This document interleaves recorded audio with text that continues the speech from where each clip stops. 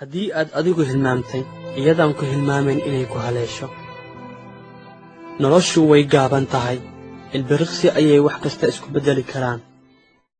kuwii dhintay shalay waxay lahaayeen qorshayaal saaka ah.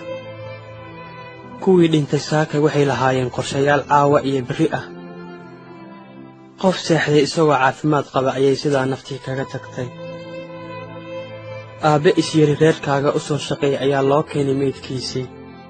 hooyo istiri reerkaaga cuntada u kari ayaa tacsideedii la dhigay. qaar baa iyagoo ku mashquulsan ururin maal iyo xoolo ka tegay adduunkan oo dhan. qaar baa laga qaaday iyagoo quraan akhrisanaya. qaar baa geeriyooday iyagoo ku sugan masaajid iyo makaan fiican. qaar bay kaga boodday iyadoo ku sugan meel xun iyo munkar. qaar baa iyagoo ciyaar iyo baashaal ku jira malakalmood soo dul istaagay. iminka oo aad neefsanayso adigoo nool qof ayaa qaatay neeftiisii u dambaysay oo adduunka ka tegay. marnaba dib ha u dhiganin inaad alle u noqoto, dambidhaafna weydiisato, samaysato camal wanaagsan, tukato salaadda, badiso ducada, akhrisato qur-aanka, ka fogaato xumaan kasta noocay tahay mid yar iyo mid weynba. ilaahay subxaanahu wa tacaala tawfiiqda hana waafajiyo.